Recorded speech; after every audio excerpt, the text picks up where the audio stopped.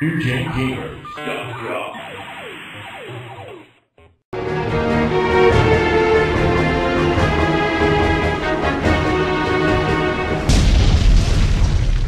There's a lot more skater fags out there now because of this game. And Skater fags. and awesome real skaters. Yeah, unfortunately, anytime you become a, really popular, you get a lot of wannabes. Right. And this created a lot of skater wannabes. And that shows the cultural impact that it had. You know, it helped create a youth subculture. Mostly because of this game. Again, we really can't overstate the impact that this game had on the American culture. It was huge.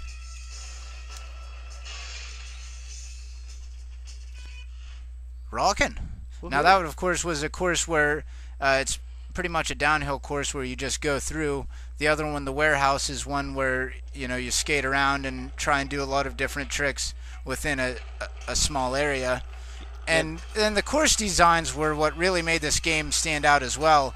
The opportunities for huge air, if you knew how to run the courses and everything, gave it a lot of replayability. So many things that this game does right. It was just so far ahead of its time. It was one of those games of the era. Yeah, it defined the era. It created a whole new genre. We saw umpteen million extreme sports type games. And a lot of bad ones. And they all were essentially just a ripoff of this game design. Again, they weren't actually simulations of the sport. They were just poor Tony Hawk ripoffs.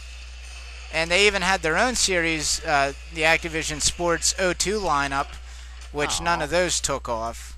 But they had, the surfing game and BMX and snowboarding. Yes, of course, snowboarding. So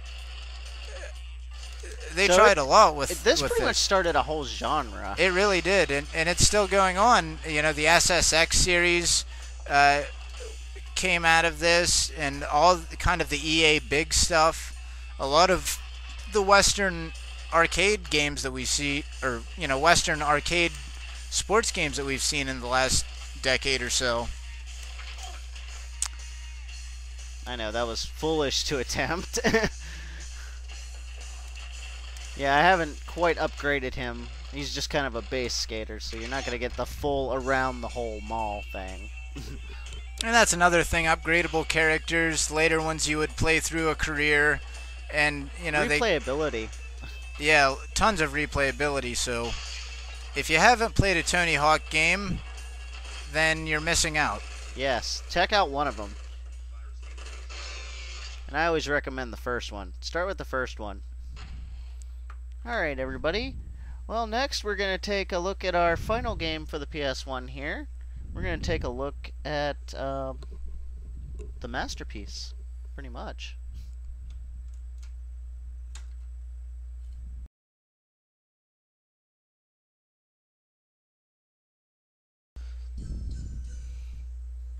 Alright, everybody. Welcome back here to our Console Wars of the Past PlayStation era. We are taking a look at the premier game for the PlayStation 1. And we're just going to sit back and let you enjoy the intro to Metal Gear here. A lot of ambiance. Hideo Kojima, a man who wanted to be a film director and ended up becoming a game designer. And you see the film effects that he brought to video gaming. Water effect.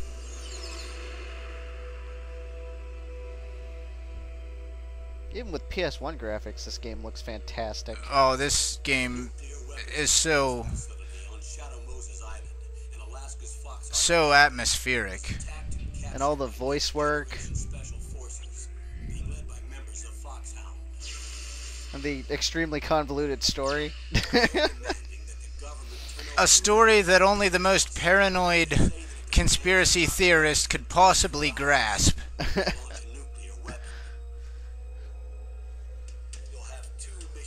And they even put the voice actor's name. Yes, and David Hayter, we should definitely mention, because, as we said, all the voice acting is top notch. We'd never heard higher quality voice acting in a video game up to this point. Nothing even close. It's Hollywood quality, and it's a believable story. It does not sound forced. These guys are great actors. And the actor who does Solid Snake, whose name is David Hayter, really gets into the character, and before he does his lines, he smokes a lot of cigarettes to try and get the gruffly sound, the gruffness of Snake, and he really tries to get into the character and has really been involved in the series. So that shows you the level again of the cinematic quality that this game brought to the table, and another game that was only possible on the PlayStation and worked so well on the PlayStation. And the Metal Gear series started in the 80s, and when Hideo Kojima came up with this game design concept, the other guys at Konami thought he was insane. All games, you killed an enemy. That was the point of the game. That's how you made a game. And Hideo Kojima came into Konami wanting to bring new things to video games, and designed this game concept where you had to sneak and hide and not get caught and not engage the enemy and be rewarded in that way. And they all laughed at him and thought this was a crazy concept that would never work. So he sat down and put a demo together and got the base elements of the game, which is what we're going to be seeing here pretty much, which is just avoid the enemy. And once the other guys at Konami played it, they all embraced it and helped him finish it and made the original Metal Gear a really great, memorable game. And so it kind of set its lineage with that. And when this game came out, it took that previous game and just upped it 100 times and brought us something completely new. This was an experience to play this game. And now we have our codec speak, which was your main form of communication throughout the game. And we will hear our hero speak. This is Snake. Colonel, can you hear me? Loud and clear. What's the situation, Snake? Looks like the elevator in the back is the only way up. Just as I expected. I have to take the elevator to the surface. And you hear how high quality the audio is, how crisp and clear it is compared to some of the other early CD games. There's so many gameplay aesthetics, we're not even going to be able to touch all the things everything. There are so many different gameplay mechanics in this game. Hideo Kojima is so original and so creative and so highly regarded by everyone in the industry, and there's a reason why. He's an auteur designer. As you can see, his name is always put on his games, but it deserves to be because of what he can do.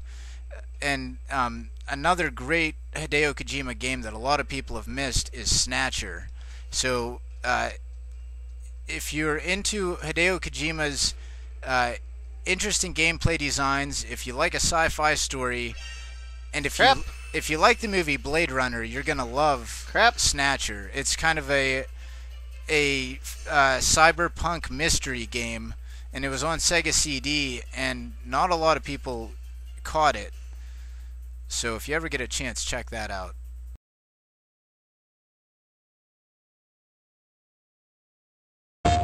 It's an extremely sensitive covert operation. You'll be one man against an entire squad of high-tech special ops.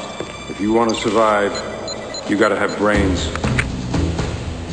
You have to be in peak physical condition. The fate of the free world is in your hands, soldier.